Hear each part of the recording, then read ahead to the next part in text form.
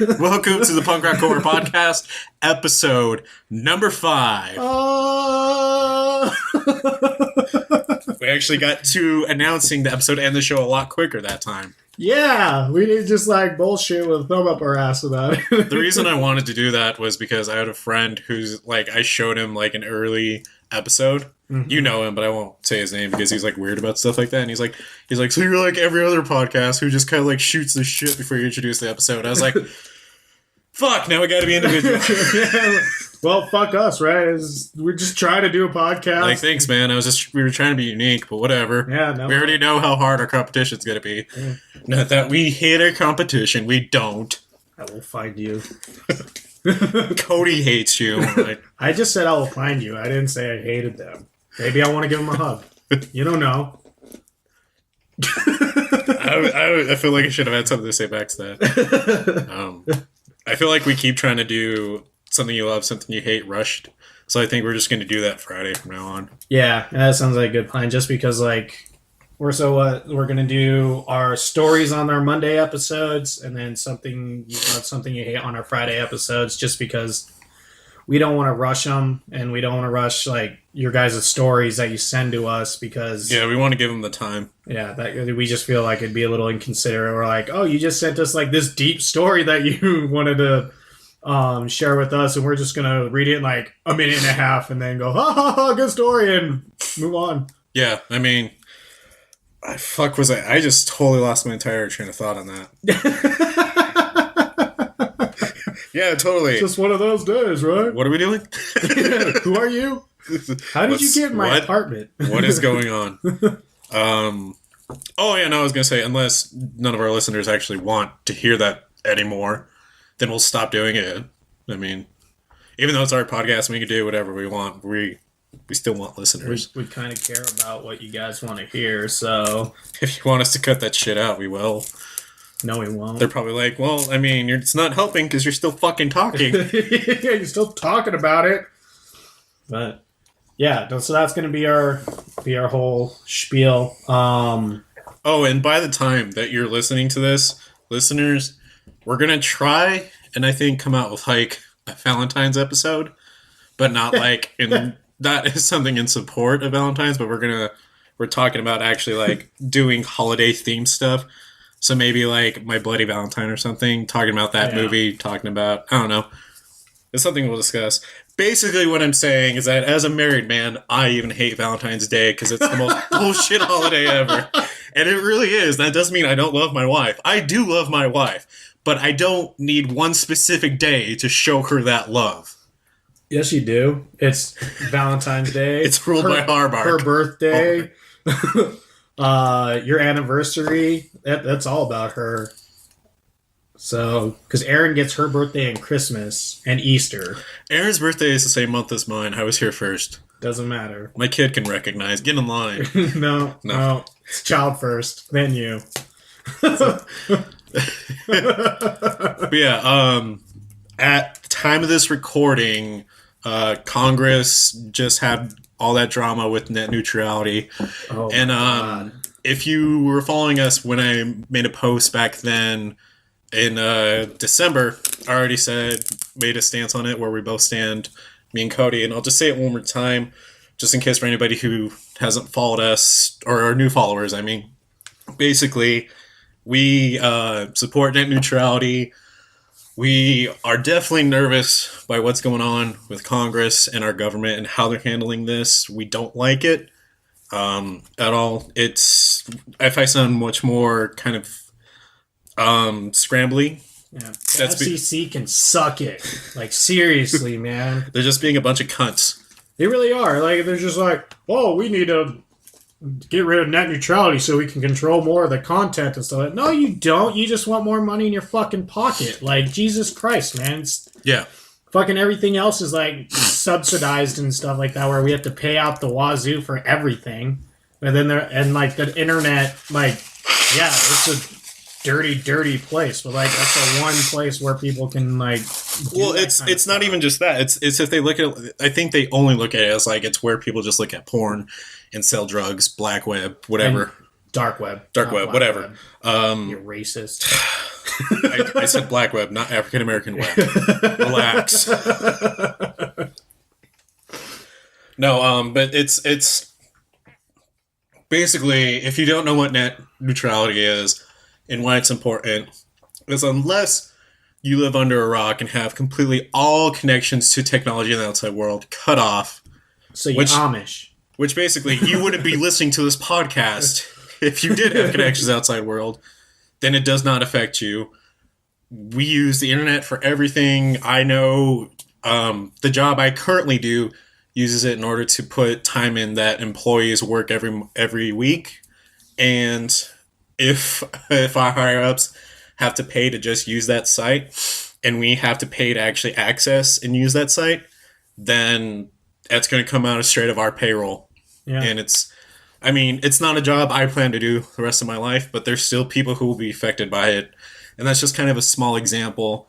If to make it a little more clear, if you still don't know if that doesn't help, is basically if you're paying $40 a month for your current internet provider, imagine all of a sudden you're starting to pay $80, and then you have to pay like an extra $9.99 for just to have YouTube, but you get like thesaurus.com and nickjr.com, but you don't need those two. No. It's just like a cable package. It's where you only want stars, but they give you all this other junk, and you just want the one channel and just want to pay for the one channel. And so basically it's ripping you off, it's ripping consumers off, and it's can affect creators and could affect small YouTubers, podcasts. And I know we're kind of rambling on about this, but we're just trying to give a little more information about why this is a big deal. And yeah, we do try to stay away from the political stuff, but this is something that could affect us. Yep. So sorry, go ahead. I was saying, like, the other like shitty thing is like it got released that 83% of Americans that had like, I guess, called their congressman and stuff like that. Yeah, it was an 83% that's against it.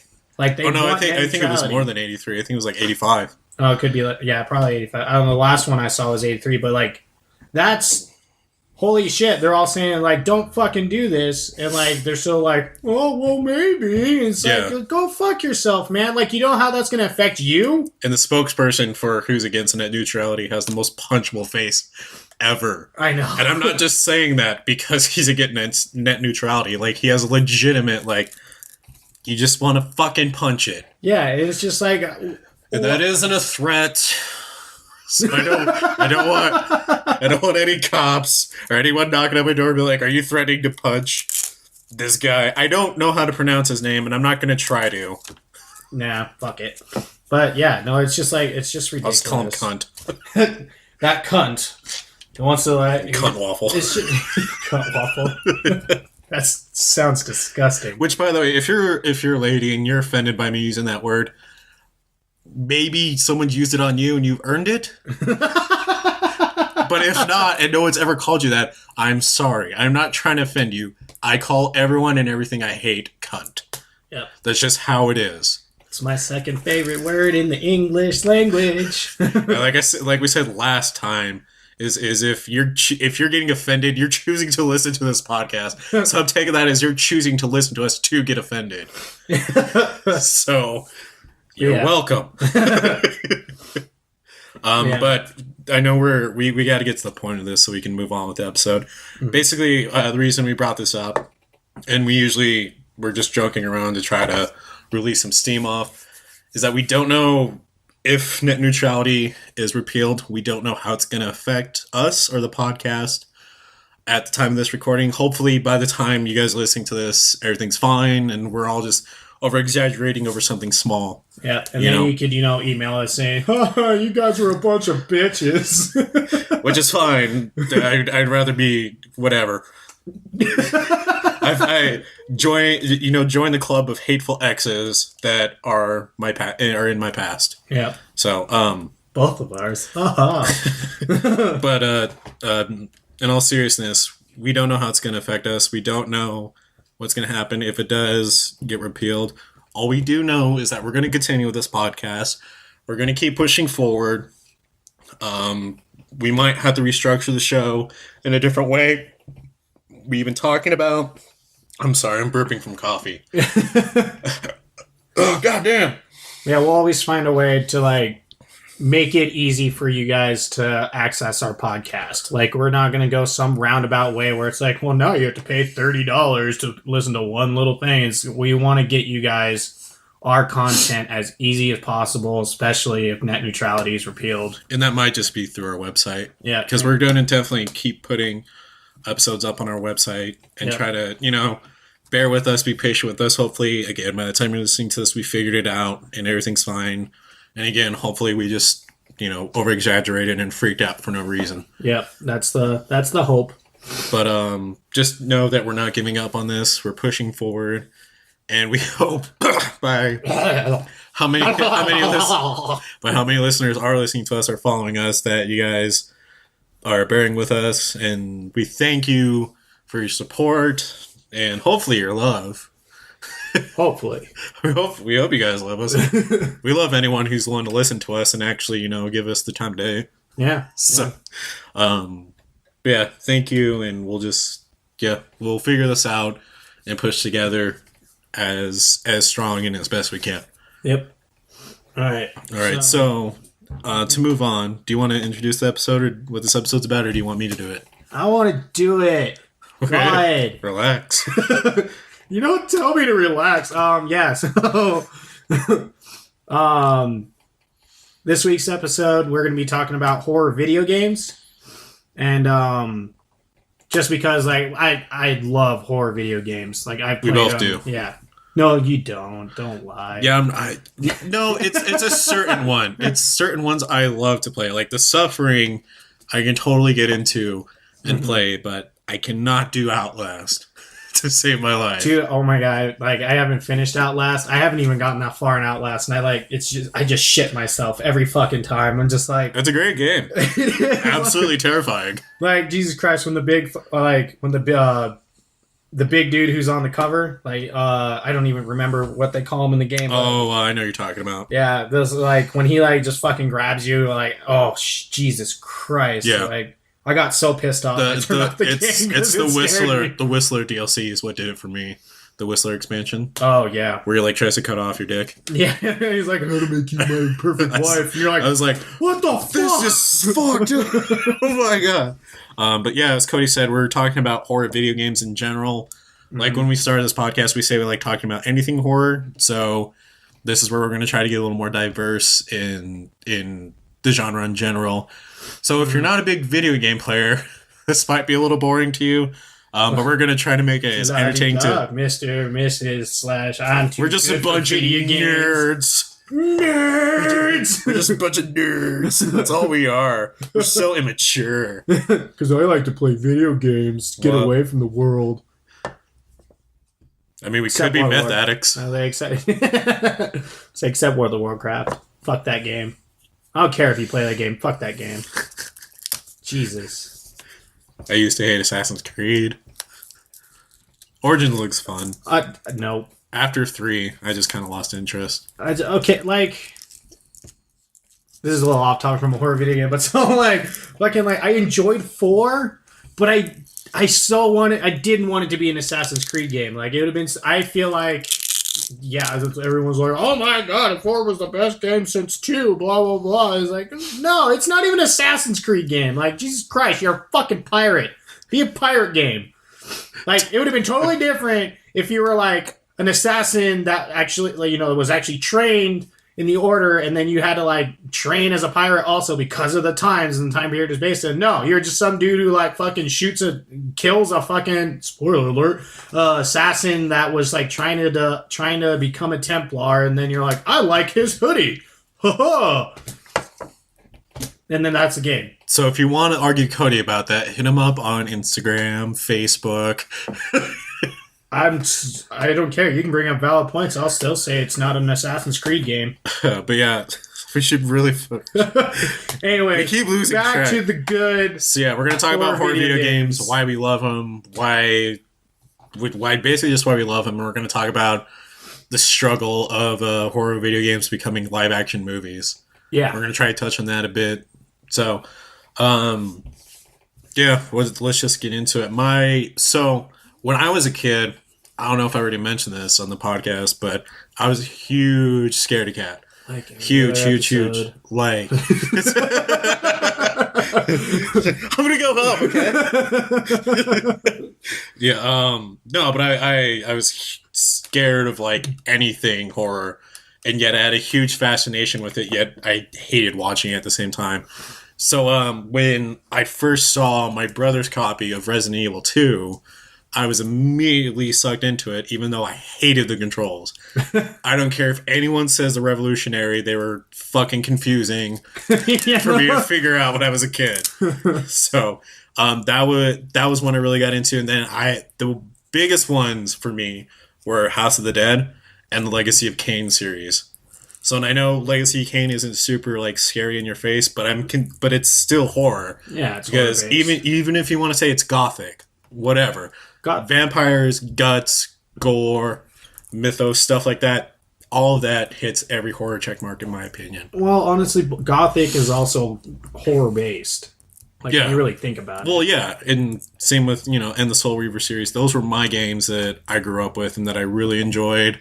Mm-hmm. And that the one that really scared the shit out of me that I couldn't finish was the first Dead Space. I love that game. It's a great game. I love it so much. Which, like, really quick fun fact about it, if you didn't already know, is that when researching for the game Dead Space, the developers at Visceral analyzed photos and footage of car crash victims to help create the dead bodies and necromorphs found throughout the game. Yeah, and then I remember hearing about this one. I don't know if it was in the first one or second one. In the main menu, they bought a goat's head, and this is where I always get confused. I know they bought like some sort of corpse or goat's head and took pictures of it as it would decompose. No, that's the second one. So because he doesn't have the nightmares or anything in the first one. The second one, because he's possessed by the marker, so maybe that's keeps what showing his girlfriend and stuff like that. That's when he has all the visions and stuff. Yeah. But the reason I know I just said a bunch of games, so I should give a lot more detail. So I loved House of the Dead because zombies were the biggest thing that scared the shit out of me as a kid, and yet I kept watching them over and over. Anything with zombies in it. So Evil Dead had like super zombies on steroids. Yeah, so that's zombie demons. Yeah, caught my interest immediately. Anything from George A. Romero, really. Yeah. And then Dawn of the Dead remake was the one that really scared the shit out of me. But when I saw the House of the Dead video game in the actual arcades, I always went to that one first and went to it last before I left. Mm-hmm. I don't know what it was about the game. The dialogue was absolutely terrible. Oh my! But it was so fun, and it was so fun to blow off the heads of the zombies.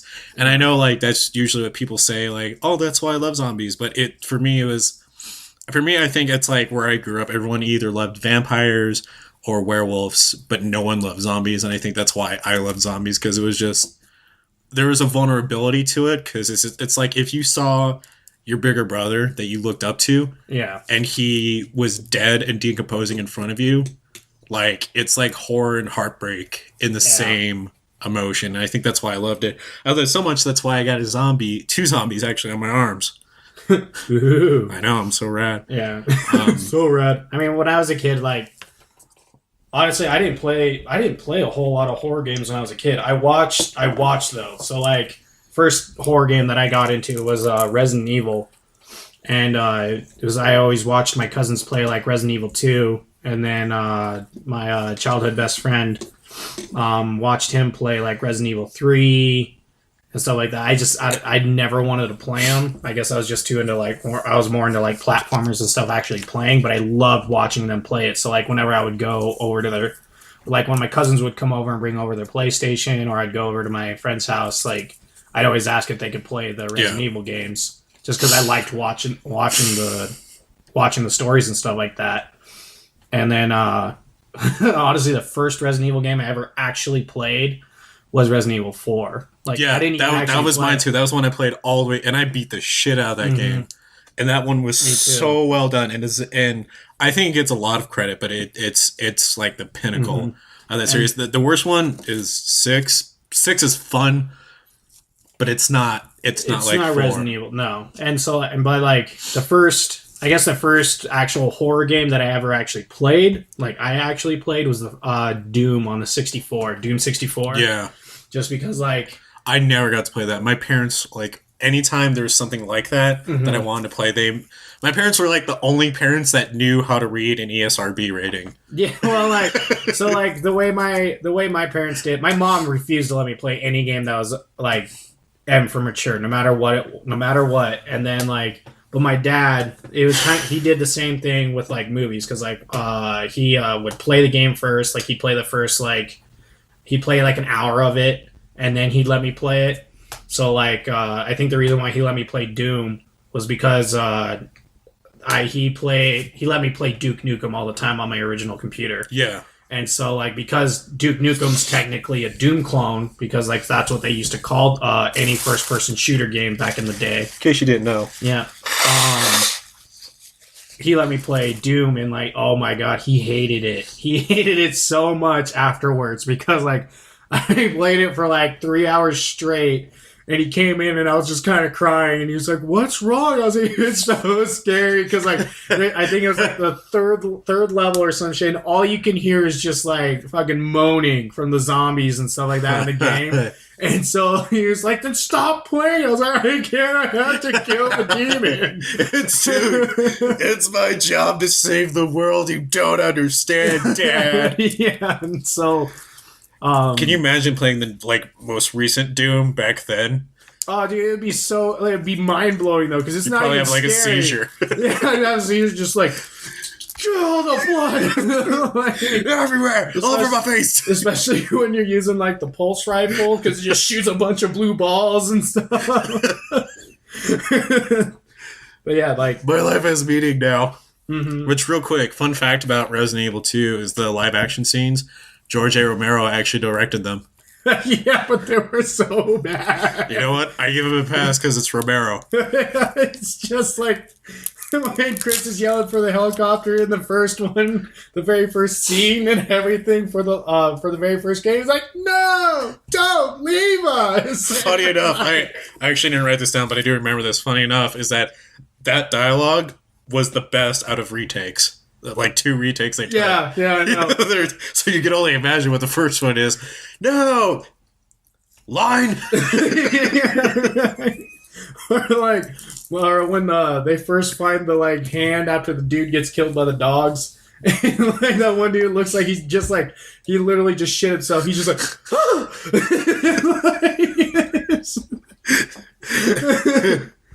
and then Jill looks like she smells a fart when she screams.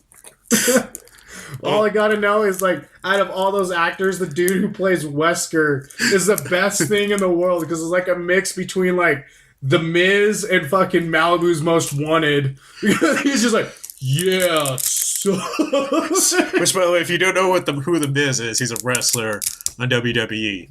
Yeah, it's like, after The Miz, like, you know, got big and had his title run and stuff like that, and had the whole, like, awesome at the beginning of his things. He's like, I'm awesome! So, they re-released the first Resident Evil game on the Nintendo DS. And that was the first time I ever actually played the first Resident Evil on my own.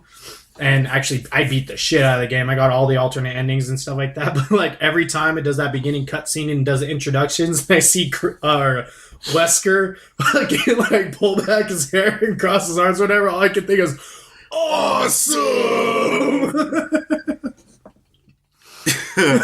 Yeah, and another fun fact that I found out about those Resident Evil games was that Shinji Mikami wanted to be about ghosts first, but decided ghosts weren't scary enough, so he made it zombies. And also, Richard Waugh, I don't know if I said his last name correct, Waugh. You can email me if I'm wrong. He might be German. Was the second... Waugh. W's are pronounced like a V. It's Waugh. Waugh. God. German was the second... W's are pronounced as like a V. Well, he was the second man to voice Wesker, and he based his performance on Jungle Book's Shere Khan. Oh my god, tiger. That makes so much sense in his dialogue.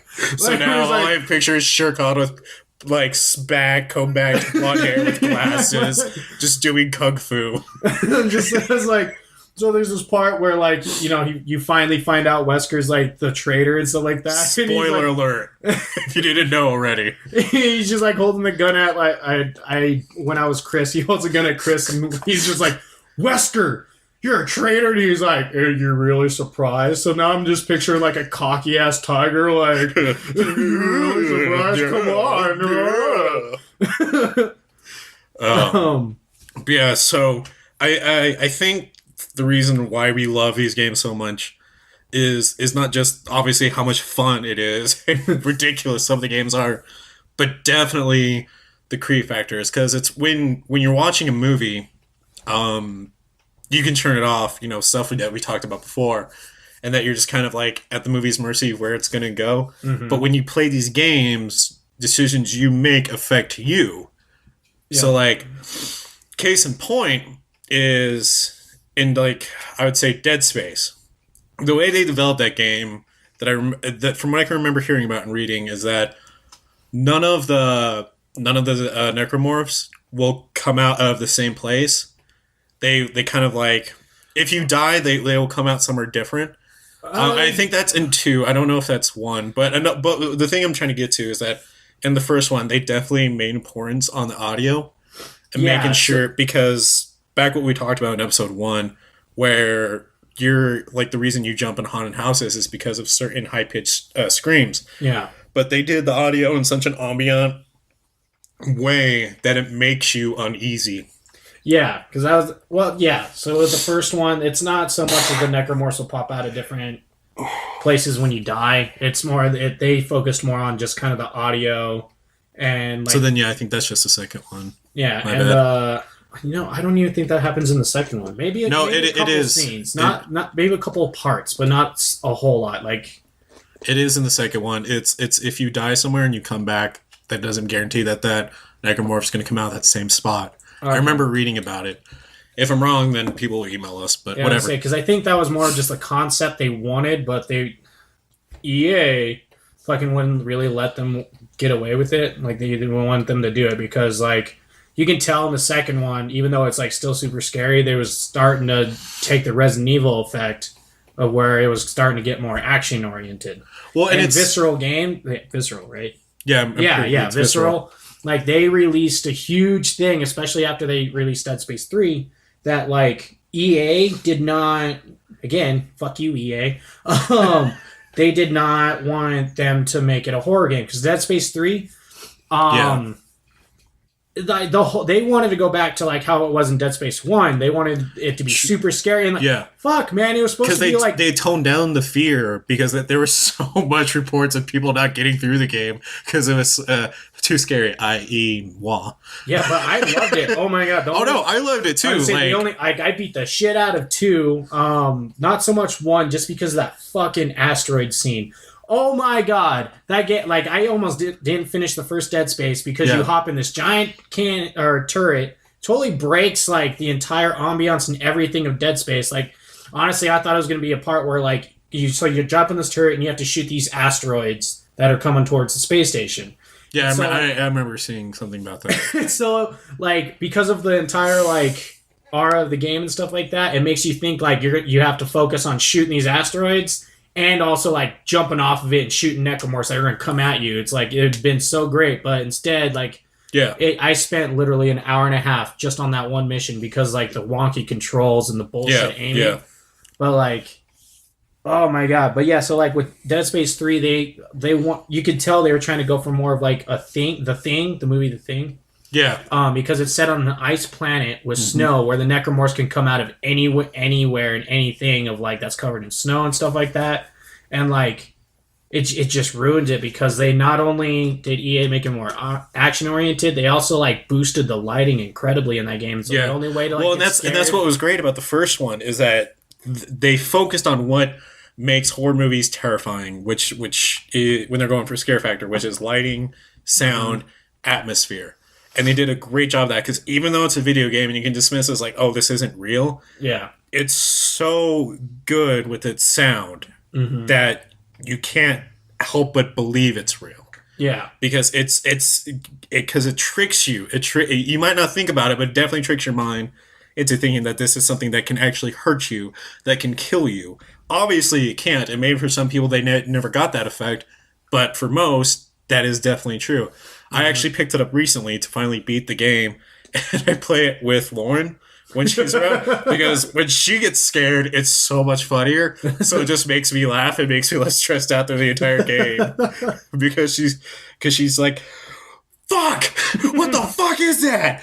Fuck this game. And I'm like, no, come back. She's like, no, I'm so fucking tired of this. I'm just fucking scared. Play it on your own. I can't play it on my own. Stop being a bitch. Play it on your own. I'm like, but I love you. We're married. We got to get through this together. We're invested. Yeah. But yeah, and it's I think that's what we like, what we're getting at, why we love horror video games so much. But to kind of go into like a game that isn't as terrifying but is great with its lore, not saying that any of these aren't, would be Silent Hill and Legacy of Kain. Yes. So see, I never really. I want to touch on. Kain. Well, that's why I want to touch on it first, because I feel like Silent Hill is gonna be something we're gonna talk about a bit more. So Legacy of Kain, if you haven't played it, is a very underrated series where it's a story about vampires, but like legitimate old school, old world vampires, like the badass ones.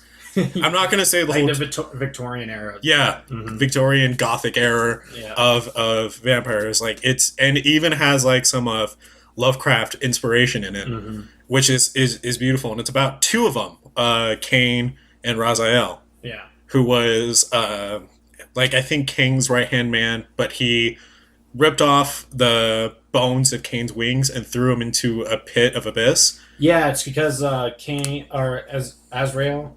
Raziel. So it's I remember the reason why is because like Raziel, like he got his wings. Yeah, which is a sign of power. Yeah, it's a sign of power, and like Kain knew he was going to be a threat to him.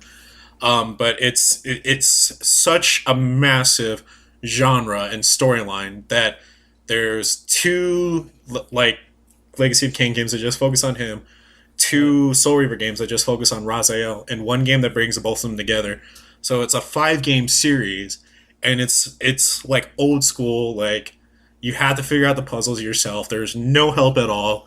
The combat is absolutely fun. Like, it's the mechanics of it, basically, because I'm trying not to spend too much time on it, but I'm trying to do it justice at the same time. So, like, in the Blood Omen games, that's the games that focus on Kain. You get legitimate vampire powers. So you're hidden in mist. You're actually invisible to enemies. You can't jump in water or else you die. You can go through gates. It makes sense why you can't go in water. Yeah. Instead of like Red Dead Redemption, where John Marston apparently can't swim. I don't know how to read. I don't know how to swim. I think you knew how to read either way. But no, and you can actually like suck blood from your victims from a distance. You can teleport. You can do like far jumps. You have massive strength like a vampire. Yeah. And you're basically fighting for your vampire brethren and trying to free them from those that are trying to imprison them, if I remember right. And it does it so well. The combat for like this day and age is probably going to be a little janky, but if you give it the time, the lore, the story is so worth it. It is so well done. The voice acting, I think the voice acting is great, and maybe I'm just biased. But I've played Blood Omen 2 numerous times, over and over and over. And for the PS2 era, it had some pretty good gore. Not God of War level amazing gore, but one of my favorites. Tear a dude's head up and see the skin tear out. So when you're in the mist, you can sneak up on enemies and execute them. And each weapon you do it with does a different execution. So that's cool, because that wasn't done a whole lot back then. No, and that's why I loved it. So like, key and point, like if you use your claws, you can, if I remember right, you either shove them through someone's chest or you rip their throat out. Yeah. If you use a broadsword, which this one was my favorite, you would go up to someone, hold their head back, and then slit open their stomach and let all their entrails fall out. And it was so dope because it's like brutal vampire killings like you would see in Daybreakers. Yeah. And that's what I loved about it. And in Raziel story, the Soul Reaver games, that's where it's more kind of like Cthulhu, H.P. Lovecraft inspired, because you don't feast on blood to replenish your health. You feast on souls from enemies you kill. So demons and humans. So basically, you're a vampire of souls. Yeah. Which I remember there's like an actual term for that, but I don't remember what it's called. Yeah, I was gonna say the only thing I remember from playing, because I mostly just played the Soul Reaver demo. Like, you remember when we used to fucking those demo discs that they used to come out with? Yep. So I played the shit out of that when I already beat a game. Yeah, like I played the shit out of like the Soul Reaver demo. I just could never get into the actual game, but like my favorite thing to do in that entire thing was just when you could get a pole and you just like throw it randomly in the just randomly in the screen because you couldn't see sometimes, and you just like hear the little like of the soul, like you just kill a random enemy. I was just like, oh snap, and I would just sit there like for 2 minutes, no matter how far like I chucked that pole until the soul came over, because it didn't matter how far you were. It was a great game. So to move on to why we, Silent Hill, I'm going to give this real quick fact so we can talk about it as Silent Hill as well. So the team for Silent Hill, they're called Team Silent.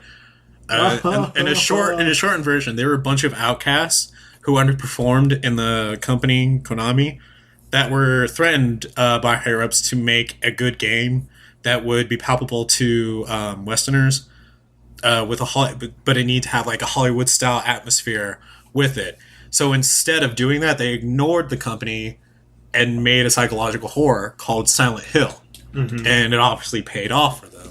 Yeah. I mean, I know Silent Hill isn't as popular now, but back then it was huge. Well, okay. And that's pretty. And in my opinion, the reason I wanted to say that is because I think that's kind of punk rock. Because if they gave up, they're just like, fuck the authority. If they did what the company wanted them to do, we might have just another boring Metal Gear new game with zombies. I don't know. The new fucking Metal Gear Survive or whatever. But we're not going to talk about that. We got to. Anyway, so like the cool thing with Silent Hill also, so the fought, because I played a decent amount. I never beat the Silent Hill games when I played them until I got. Actually, I've never beaten a Silent Hill game. They just, when I was younger, it's just because they scared the shit out of me. It was the atmosphere. Yeah, it was just super unnerving. But like, so the cool thing, with the first two Silent Hills, the fog effect.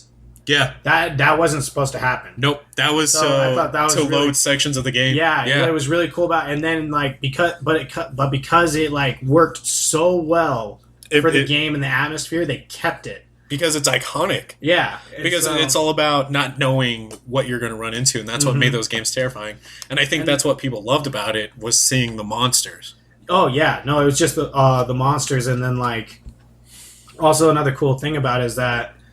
So, like, the characters are super relatable, like, to an extent. Yeah. Because, for instance, the most popular one, Silent Hill 2. I don't know what you're talking about. Like, when I was 10, I could totally relate to a dad who killed his wife. And that's a canonical ending of what happens. There's also one where he got abducted by UFOs, and that's I get it. I've been there. One where it's a fucking Shiba Inu that, like, controlled all of Silent Hill, and it was just a game to it. But like, wait, is this Shiba Inu? It's a Shiba Inu. I thought it was a corgi. No, it's a Shiba Inu. Oh, all right. Why the hell would the Japanese throw an American dog in it? Why are they throwing a dog in it in general? Because a Shiba Inu is because they're fucking punk rock is why. Yeah. But like, so like the whole the concept of it is just like you relate to him in some way or form because like he did something that he thought was going to help a loved one, but that like it haunts him. Like everyone has like done something that they thought was going to help someone, or like no matter what, but like that decision still haunts him, whether like it was for the better or the worst. And so like it was always relatable in that sense. And then each creature in Silent Hill 2, well, in all of them, represented like not like kind of like a sin, but his inner demons. Yeah, skeletons in the closet. Yeah, and like that's how it was for. I'm fairly certain all of them for each character. Like each monster was supposed to represent something that was wrong with that person. Yeah, and so like in I think it's Shattered Memories. I believe it's either Shattered Memories or Homecoming. Silent Hill Homecoming. It definitely wasn't the best, but like a cool thing that game did. That I wish like what they implemented a lot better, or just at least made a better game out of it, is that each monster was actually created on your choices and fear system of the player, not your player character. Yeah. So like you had to answer some questions, and then the way you played the game, the monsters morphed to it. Yeah. So it's like that's one thing I love about Silent Hill is that like it really makes you kind of, it's like you're playing a game and it makes you think about yourself. Yeah. It's good at psychological horror. Mm-hmm. And I think what we need to point out is that when that game come out is when we had, kind of like a low turn in slashers, because we didn't, we had like Scream, but the only other things were like, I think like Wes Craven's Nightmare, and I think that came out in the 90s. But there wasn't a lot of like huge slasher films. We had Chucky.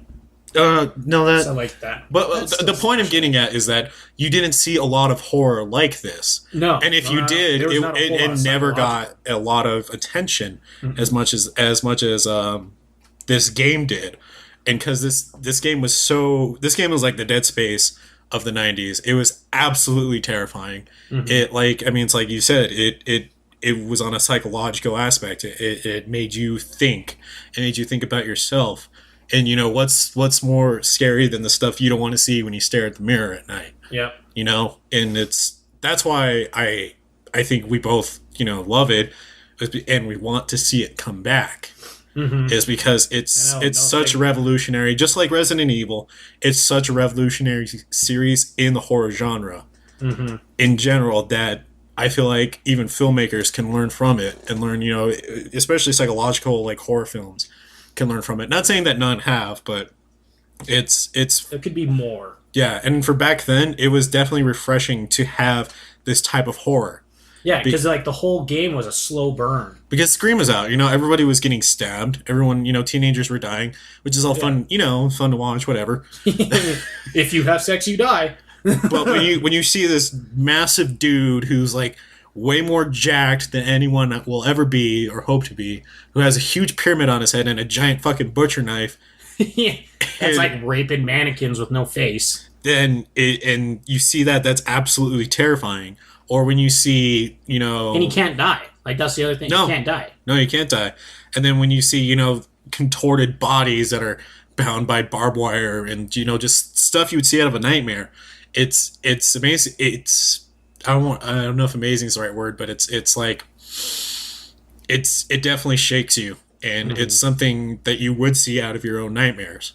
Yeah. And I think that's what was the huge appeal about it, too. Well, I think also the huge appeal for Silent Hill also is because, like, in the beginning, it was Silent Hill or Resident Evil. Like, kind of like, Nintendo or Sega, in a sense, even though I enjoyed them both, but that's like, it was kind of like versus each other. Because Resident Evil is it's the godfather of survival horror.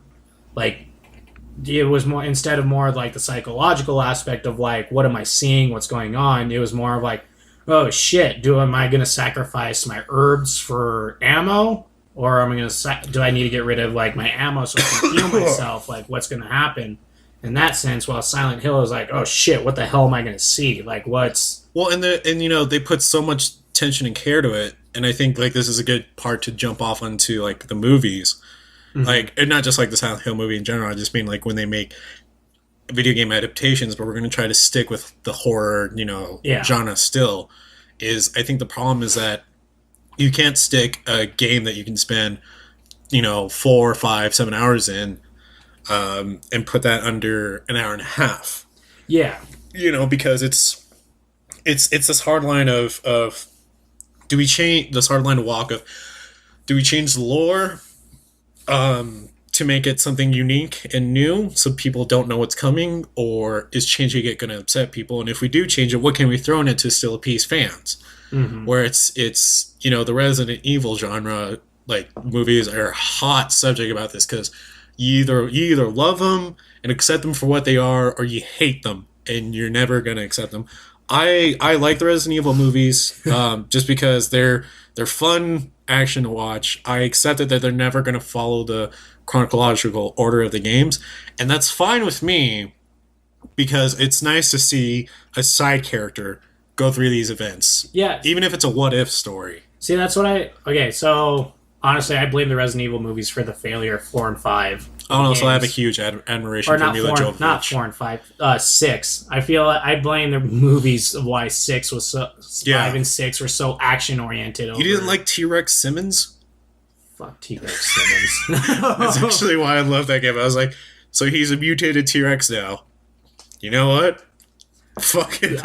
Okay, so like, what I really liked about the first Resident Evil movie was that it was, and this is how I honestly believe the games, if you're gonna adapt a video game into a movie, the reason why I think the first Resident Evil did so well, was so good, and even the first Silent Hill was so good, was that it had its small inspirations from the games. Like, for instance, the first movie takes place in a mansion. Yeah. Even though it's underneath the mansion, like, you see a giant mansion and stuff like that, and that's like how the first game is. It takes place in that entire mansion with the laboratory in the basement. Yeah. Which, real quick, I don't mean to like distract you, but because you brought that up, that reminded me of a fact that I found out from the movies. So, in the Resident Evil, in the first movie, after they return to the laser hallway where they find the bodies that that were cut up in that scene, they find the bodies have vanished, and it's a reference to the games in which bodies will just vanish if you leave and re-enter an area. And, I never got that. Yeah, Kaplan's line draws attention to that. That's kind of funny. Oh, he's like, "Where's the bodies?" Yeah, I never thought about that. I was like, "Oh, yeah, that makes more sense."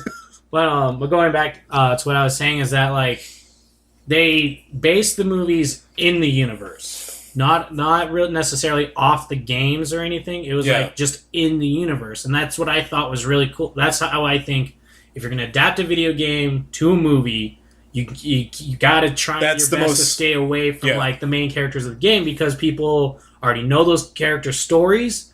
Like, the fans of those video games are going to know their stories. They're going to know their history, what they can do, like everything about that character, because you invest all that time in that game. Yeah. So what they should do in a movie, what I thought, the first Resident Evil did really well, was that there was no, I don't think they had any character from the game in the first movie, except for the monsters, like the liquor and the zombies. Like, was Wesker not in it? No, Wesker didn't show up until like Resident Evil 3 or 4. Yeah, I don't know. But like they said, this is Umbrella. Here are the T-Virus, Raccoon City, Mansion. That was it. Like, from what I can remember. Yeah. And then they like had a couple they had Easter eggs and references to the game, but it wasn't already based around the characters. And I felt like, in my opinion, the movie started going downhill when they started throwing the cast of the games into the movies, because it was like, well, now that's going to like change their entire lore and back history and stuff like that, or they're not. And since Alice was the main character, like the characters we grew to love are going to be side characters. We're not going to see like their stories in these movies, and we kind of like, in my opinion, it was almost like throwaways. So like, that's what I really liked about it. It was its own story, and it was just its own story in the universe. Yeah. So I think that's what like was really what made the first Resident Evil really, really good. No, I get. Sorry, I was looking up to see if there actually was anyone from the game. Anyways, no, I see. I get what you're saying, and I think that's why it's such a hot. But I feel like if it was more just Alice would run into them, and they would help her out, but like not a cameo. Yeah, like that's it. Did I care? Like when she like, which I will go on to argue that I kind of like how Claire is in the movies, because she's kind of that same way in the video game, where it's not except for 2. She was the other character you could play in 2. But she does a great supporting role too. Like, I'm not saying she can't be the focus, because in Revelations she does great too. Yeah. But I think Claire is just that kind of like versatile character. But I loved her in which one is it, with the big huge dude with the giant axe, with the giant axe in the bathroom scene where he's trying to kill Alice. Oh, that was the 4th one, Resident the one they did in 3D. Yeah. Like in that movie, I thought she was a great inclusion. Am I thinking of the right? Am I thinking of Claire? I have to be thinking of Claire. It's I can't remember. I watched that movie once. Like, I know somebody's gonna be like, "You're thinking of the wrong person." Yeah, probably. I don't know, but like that was kind of the thing that I don't know. Like, I feel like the movies would have been a lot better, especially since they were switching to more of an action-oriented thing, if they just had like Easter eggs to the characters of the games, like when they threw in Jill and Jill started becoming a big character. Like, I love Jill. Yeah, and I was thinking of Claire. Okay. I was thinking of the right person. like I don't know. Just like I said, I think it would have been better if they were just like referenced or had a quick cameo or something instead of like being a part of the main story, main focus. Like I get why they were trying to like do fan service with them and stuff, but like at the same time, if you're gonna make a good video game movie, the fan service should be the movie and then just references to those characters. Because then like a cool thing is that what they could have done with the movies is like setting it in the same universe was that they could have made references to the stories of the games. Yeah. Like for instance, when when she runs into Jill or something like that, like Jill could have been doing like exactly what was happening on in the video game, and Alice's story was completely a side story that was never told in the games. I was thinking of the right person. I don't mean to interrupt you, but we were talking about the wrong one. It was Extinction. That's the third one in the series that she's in. That was the one I was thinking of. Oh, okay. I was getting scenes confused because I was talking about the right scene, but that was the wrong movie. Okay. I'm sorry. Anyways, my bad.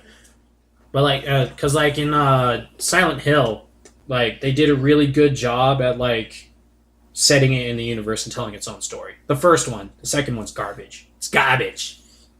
Garbage. I like seeing Nemesis. Oh, I was talking about Silent Hill. Oh, sorry. You said Silent Hill. I thought we were on Resident Evil still. No, I mean I like seeing Nemesis was a badass in the second movie. Actually, no matter I go back and watch it and like my inner me is like hate this movie so much. But I'm just like sticking through for Nemesis. Yeah, I'm like Nemesis is still badass. All right, I like it. I just didn't like that they humanized him at the very end, but I was like it made sense because no. But what you were saying, like the first Silent Hill, I think is probably the right way to do a video game adaptation of a movie because it was in its universe and it told its own story.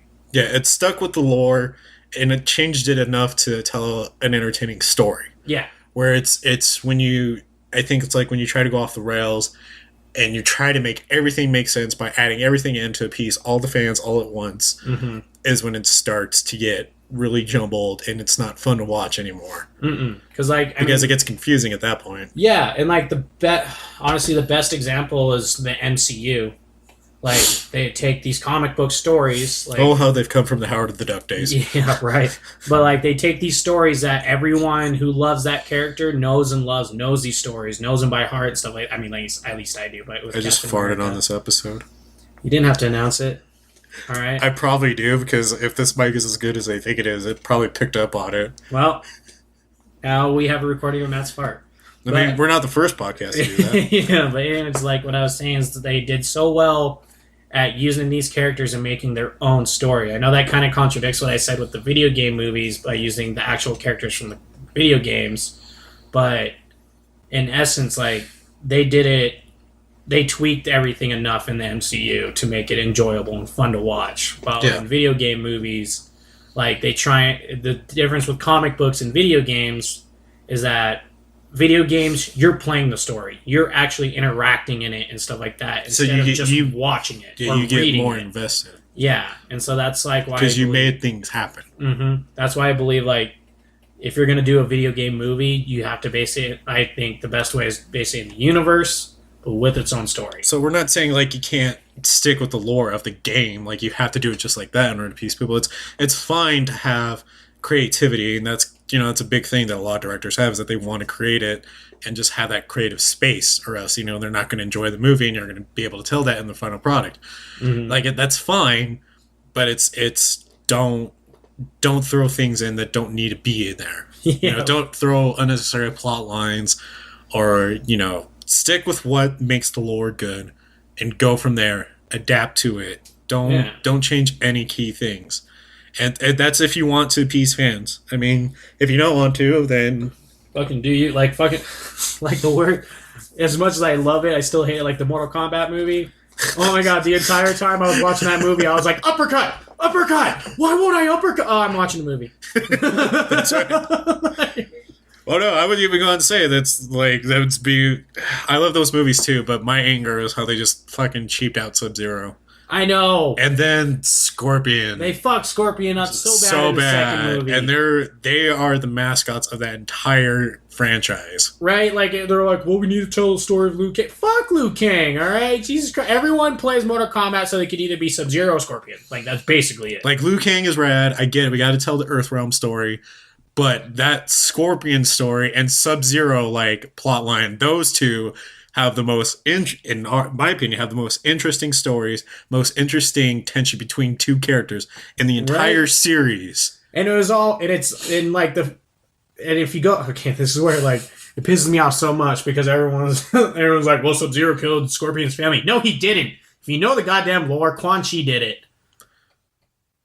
You're kind of right. No, Quan Chi takes the form because he's also a shapeshifter. I'm not saying you're fully wrong. But like you're right. Even though Sub-Zero and Scorpion's clans were at rivals and stuff like that, like what they made lore canon is that Quan Chi took the form of Sub-Zero, killed Scorpion's family, and then convinced and his entire clan and convinced Scorpion that Sub-Zero did it. That's what happened. And then it's like, then that's how their whole like main rivalry of the video game started. Yeah. We're at like the 55-minute mark. Oh yeah. We can go over. Do we want to say any final things so we can get to the stories this week? Yeah. So, I mean, I don't know what we can say. I feel like I feel like this episode's not like we're trying to answer a definitive question. No, I think we're just like talking about our passion about this and why we love it, and maybe hopefully a lot of you feel the same out there. I don't know if there's anything else to really say. No, I mean, like we pretty much like beat the dead horse with his stick about it all. Like we beat the dead horse to now it's super dead. It's mega dead. It's like mega dead. Yeah. Like more dead than when the mountain killed that horse. I'm pretty sure it was the mountain that cut that horse's head off. Maybe. I don't know. Spoiler, maybe. Game of Thrones sucks. You know what? I like Game of Thrones, alright? They actually do good horror with the fucking White Walkers, okay? I want the White Walkers to win in that series. I said it before, I say it again. The only reason I like Game of Thrones is because of the gore. I love the gore in that series. I love the killings in that game series because they're so well done. It's like so shocking that you can't help but kind of enjoy it. And if you saying, "Oh Matt, that's too dark. You need to get help," I don't enjoy that. You're fucking lying to yourself. You are lying to yourself, and we both know it. Yep. You watch it for all the gore and the incest. Well, and here's the thing. George R. R. Martin, I fully believe, hates his fans. And the only way that this series should end, in my opinion, is that the White Walkers just kill everyone, and it's the most black metal thing that could ever happen. And it's just like the Night King is just now the king of all Westeros. But it's not a song of ice. It's a song of fire and ice. How do you think... Wait, have you seen the current season? Yeah, I'm all the way caught up. Okay, so spoiler alert, if you don't know any by now the Night Walkers have their own dragon. So, yeah, guaranteed one of Khaleesi's dragons is going to get fucked up. All three. I bet all three die. I think the main one will live somehow. But no, I think he's... he's going to go. I think that there's only two characters in the entire series that I really care about. That would be the Hound. I love the Hound. I do too. That dude is so fucking badass. He's way more badass that he deserves to be. That he doesn't deserve all the shit that's thrown at him. And he's so fucking badass. And I love Cersei. And I know... fuck Cersei. Hold on. Are you kidding me? No, wait. That is why I love her. No. Hear me out. The reason I love Cersei is because she's such a good fucking villain. She is so good at making people hate her. When any actress can do a good job being like, wait, this isn't real, this is fake. But you can forget that and be like, this is the worst fucking person since Hitler. That's why I love it. No, the thing that I hate... Okay, so I like Cersei because she is a great villain, but I hate her so much because she's fucking stupid. Okay, this final season proved anything that she's a goddamn moron. How? You fight and win the war against the White Walkers, but you have your ace in the hole to kill them all at the end. You don't just say, "Oh, I was lying and I'm going to have them all get killed by the White Walkers." and then deal with that when it happens. No, that's not what she's saying. If the White Walkers are defeated, great. If all my enemies are defeated by the White Walkers, great. If they all kill each other in battle, great. Either way, I'm more than likely going to betray everyone. Because, like... No, but here's the thing is, like, the point is that because she's not joining them in battle and stuff like that, and, like, Jaime Lannister said it perfectly. You want to betray our only hope of killing what you just saw is basically unkillable by anything we have. We have no way of fighting that. And she's like, I'm just going to sit here on my she throne. is teaming up with them. Is that... No, she's not. She is? No, she's not. You don't remember that final scene where why Jaime leaves? Is because Cersei says, I didn't make the fucking Greyjoy leave. He didn't leave. I sent him to go get more military because she thinks she can just kill the White Walkers off. Oh, yeah, that's right. Well, no, still, though, okay, so even if you want to get rid of that, I love that. Because it's the most fucking stubborn thing that you could ever do to, like, just want to be on top. Be like, fine, but I'm not going to enjoy it. Yeah, but I'm not gonna help. If she really wanted like to keep her throne and stuff like that, she would send the armies she has with them, and then have Greyjoy just chill there for when the White Walkers are finally defeated. Her armies come back and she's just like, all right, now let's kill Jon Snow and fucking and Jon Snow. Jon Snow's like the only other guy Jon Snow, but, that I like. Khaleesi. Jon Snow, I feel just as bad for as Hound because he, like, until this fucking season, he has nothing going for him. And then I kept telling Lauren, I was like, he's gonna bone his aunt. Well, yeah, everyone knew that. And she's like, no, he's not. And I'm like, it's Game of Thrones. You really think they care about moral codes? How could Lauren say no? He's not. Of course he. That's building up to them. She was saying that like that's not his aunt. I'm like, dude. Oh yeah, no, for sure. Everyone knew he was related. Everyone knew he was a Targaryen at some point. It's like it's Game of Thrones. Come on, Lannisters were boning each other pretty much the entire series. Yeah. Why wouldn't they do it? Yeah, why wouldn't the Starks? you mean like no one would die at the Red Wedding? Yeah. We should really get to these stories. All right, yeah, we're. Do you want me to go first, or? Mm-hmm. So, the stories this week one is from my dad, and so this one is a more kind of like scary survival story. I'm burping again. That we got.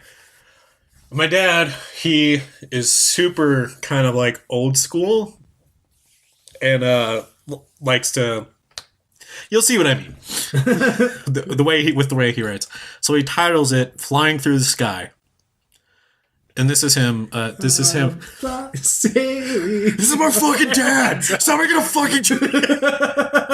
God, I fucking. I'm gonna fly like an eagle. You're such a dick. No, so it's called "Flying Through the Sky." Love you, Vern. Don't say his name. Sorry, Dad. Gerald, baby. I love you, Dad. Flying Through the Sky. It was early summer, like late May, early June. Our front yard had become the dump site for stolen scooters and bikes. When they would end up in our yard, we would call the police, and they would eventually arrive and pick them up and take them to where they held stolen scooters and bikes. We never saw who had stolen the bikes. We would wake up and go outside and then see that in the dark of the night, they had been dumped in our front yard. This could take several days or weeks not having a bike. I learned how to ride a bike using the stolen bikes until the police would pick them up. Sometimes it felt like the police waited to pick up the bikes until we had a chance to ride them. One day, a black 10-speed Schwinn had been dumped off in my front yard. So I began trying to ride that bike. It was quite the challenge, and I didn't know what I was doing. At the north end of the block, there was a large gully that kids would race their bikes down a curved trail. This area was also used to legally dump cement blocks and other trash. Liking the speed of the bike, I decided to ride down the block to this trail and shoot down it as fast as I could. In my mind, the bike was the same as any other except being much faster. I was of the thinking to stop or slow the bike. I I was of the thinking to stop or slow the bike. I just had to pedal backwards. I read well. Hook on a Mophonics works for me. So as I raced toward the trail, I envisioned taking the sharp right turn just a few feet before a cliff. It was a sunny day, and the wind cooled me as I headed for the first turn. I had planned to slam on my brakes and let my rear tire slide forward, so I could make the sharp turn right. I pedaled as fast as I could, and when I slammed the brakes by pedaling backwards, the tires did not stop. 10 speeds use handbrakes, which I knew nothing about. So now I am panicking. I turned the handlebars, which were not tightened, and although the handle turned, I continued forward. So, like, the bike was still going straight. Mm-hmm. So, like, him turning wasn't actually lining up with the wheels. So, we're not tightened, and although the handle turned, I continued forward.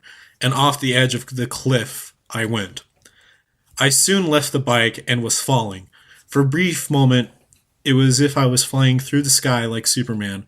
At that moment, I found out what it's like to fall, and what a thrill it was. That's hardcore. Have you ever had dreams where you're falling and suddenly waking up? I learned to love that experience. Now, when I come to an edge of a cliff, I back away, as one would. Not out of fear I might fall, rather that I could jump and fly through the sky. What a thrill. My dad, I could not be here. Like, who knew cliffs were my dad's weakness? Right? But as I learned, the fall was wonderful. The landing, not so much. However, there was a reinforcing event that helped make the fall feel great. This is the guy I came from, everybody. From the fruit of his loins. As I flew down the cliff, I flew toward a cement block. I stayed awake to the point of seeing the gray grains in the cement block. Then I passed out.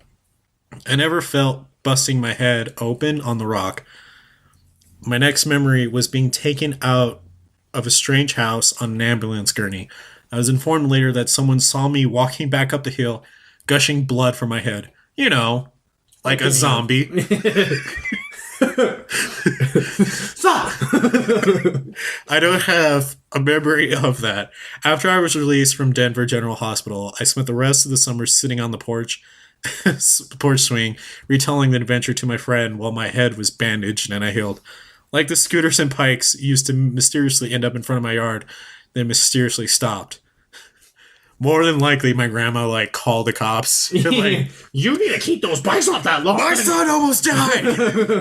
You don't understand! Dude, your dad's theme song should totally be Not Falling by fucking Mudvayne. I know, my dad is so much more, sweet and laid back now, but he was, way more hardcore when he was a kid. No. Because he grew up, I think, either in or near 5 Points. And if you grew up in Denver, you know what 5 Points are and how bad they used to be. Yeah. So he would always get into fights. He would always tell me, it's you either learn to fight or to run, or you learn to do both. I learned to do both. And that's what he told me. Mm-hmm. My mom always made this joke about him, though, where she's like, the only reason your guys' football team ever won a game is because you guys came out with knives and chains. And he's like, he's kind of like, it's true. Probably. I don't know. I don't remember what school he went to. I want to say Lincoln or something. I don't remember. Yeah. I think I just made up a high school. No, there's a Lincoln High School. Okay, so then maybe it was it. But yeah, my dad was fucking hardcore. My whole entire side of that family is hardcore. My uncle shot my other uncle in the eye with a crossbow arrow by accident. Jesus Christ. Yeah, he lived. Thinking he shot him in the eye and he was like, let's go get a beer after the hospital lad. And funny enough, I've been ran over. Okay, I've been hit by 2 vehicles in my life. One was a Ford, I think it was a Ford Taurus, and the other was a landscaping truck. Survived both of them. I always get injured, and yet I somehow come out of it. But the minute I get sick, I'm useless to everyone. I could get hit by fucking trucks. But no. Lightning could strike me, and I can lose my leg to a chainsaw. But the minute I get strep throat, Kill me! I just want to die! It's called man sickness. Yeah. We could do everything else, but the second we get sick, we're like, no, don't touch me. Lauren, my amazing wife's going to listen to this and be like, I told you, and you finally admit it. Well, guess what? You're not on this episode, so I'm right and you're wrong. There. Put it on there. Joke's on you. Boom, boom, boom. Are we allowed to say his name? Yeah. Nate gave it away. Cool. Cool. All right, so... Just not his last name. Because you didn't know. I was about to make up some shitty last name. Make sure you include his address. It's Nate Reno. His last name is Reno.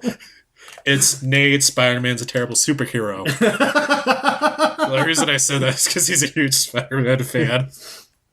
I like Spider-Man. He's going to be so mad. Nate, I like Spider-Man. He's not better than Captain America, but I like Spider-Man. I mean, I like cocaine, but I know I probably shouldn't support that either. Anyways, so the next story is by our buddy Nate. If you couldn't tell by us giving him a lot of shit, he's gonna be so mad. Spider-Man is a crybaby. I mean, I like Spider-Man, but my uncle's dead. No, Gwen Stacy. Oh no, not me! I'm gonna sell my soul and my marriage to the devil just so I could spend another day with a dying We should old really woman. get to this I know, story. I'm sorry. It was such a horrible comic. That ruined Spider-Man. Anyways. Sorry. Go ahead. Okay. So Nate's story. When I was in high school, I was diagnosed with insomnia that was caused by night terrors. I know many people have heard of night terrors, but not many know what they actually are. In essence, a night terror is a nightmare that is so vivid that it's hard to differentiate if it's a dream or real life. Sometimes they are so bad that the memories of these nightmares stick with a person for an extended period of time, if not for life. I'm going to share one of those dreams. So the one that has stuck with me so very long involved me and my brother, well, my God, I couldn't read well also. Yeah, that's my phone. It just said it was charged. So very long involved me and my brother. My brother is 3 years older than me and driving on a road near my house. We stopped at a light, waiting for it to turn green. Once it did, we started driving only to be hit halfway through the intersection by someone that had ran the red. The truck we were in was flipped over by the force of the impact. After the initial shock ended, I started looking around. The world was upside down because my seatbelt had kept me in my seat. I was bleeding from my head and could only see through one eye. The radio continued to play as if nothing had happened.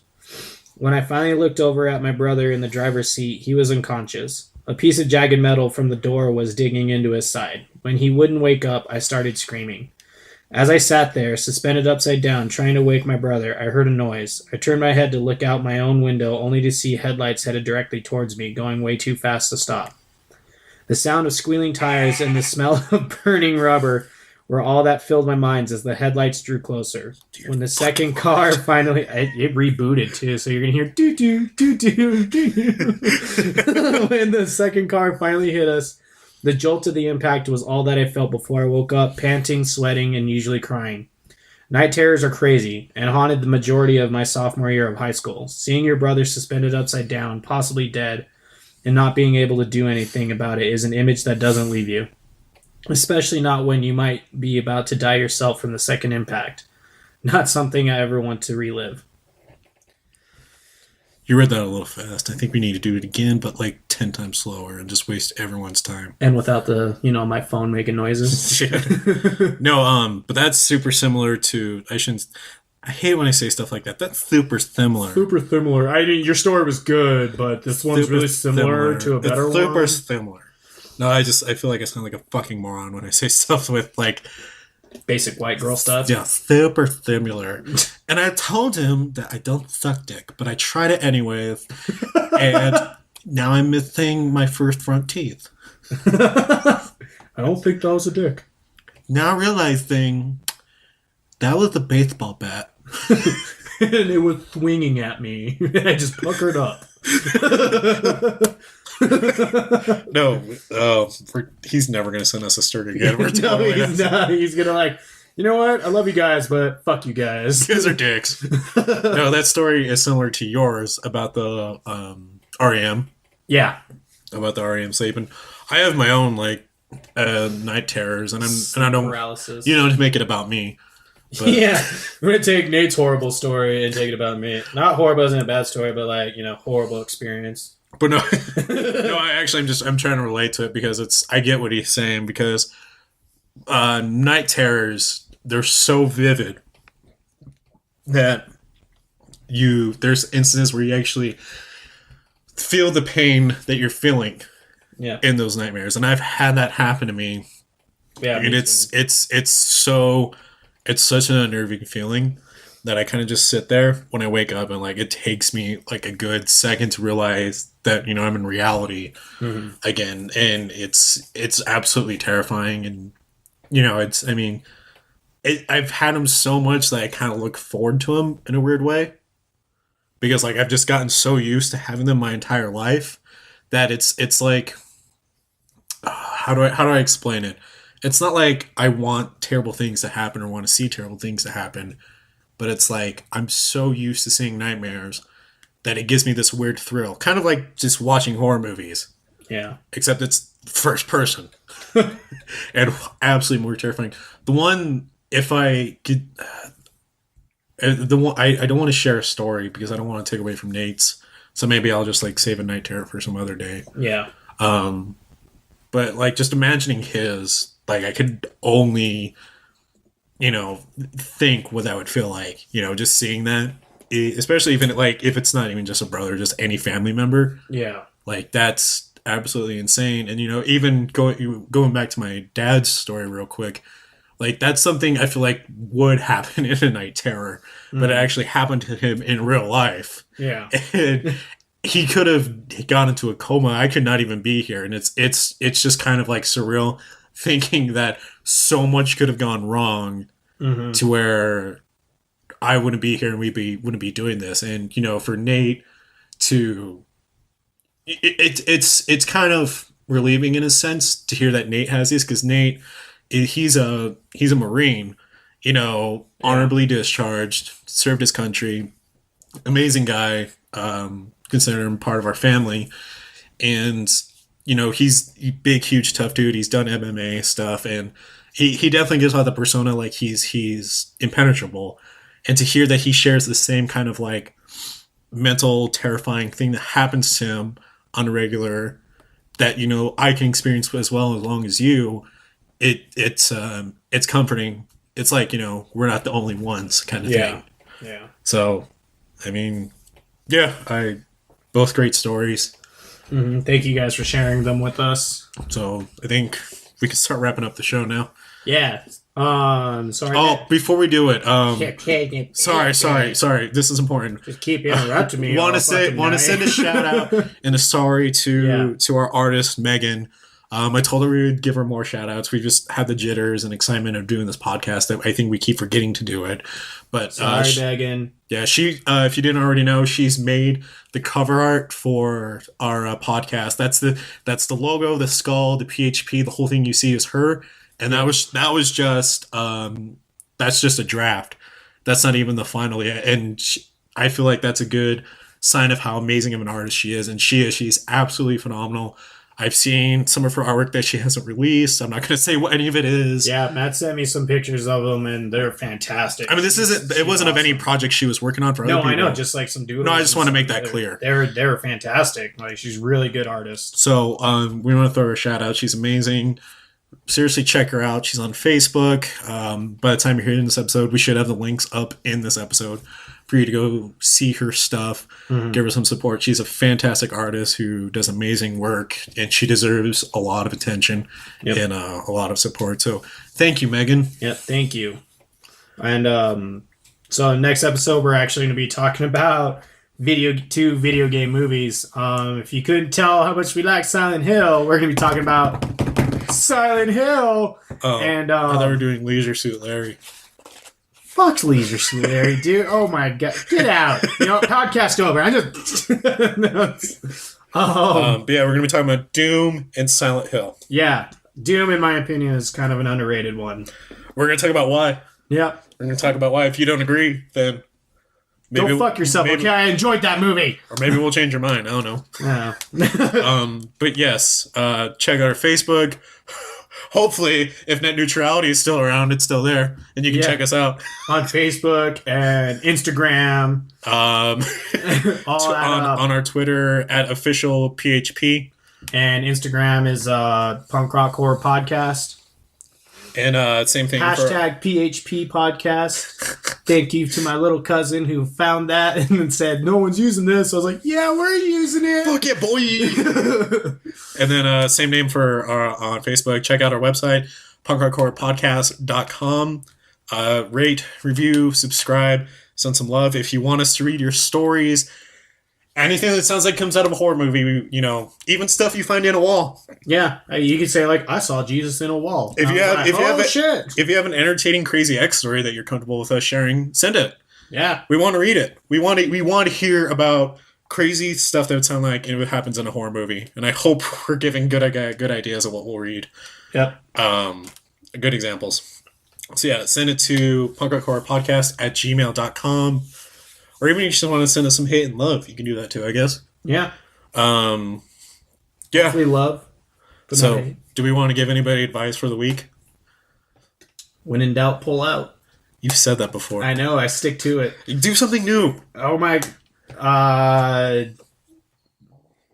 If there's anything that whiskey can't cure, then there's no cure. Yeah, mine's gonna be boring. Jump on your taxes early. Good. Jump on your taxes early. Get that refund. Go spend some money on yourself. Get that Skrilla, boy. Treat yourself, boy. All right. Okay. Bye. Bye.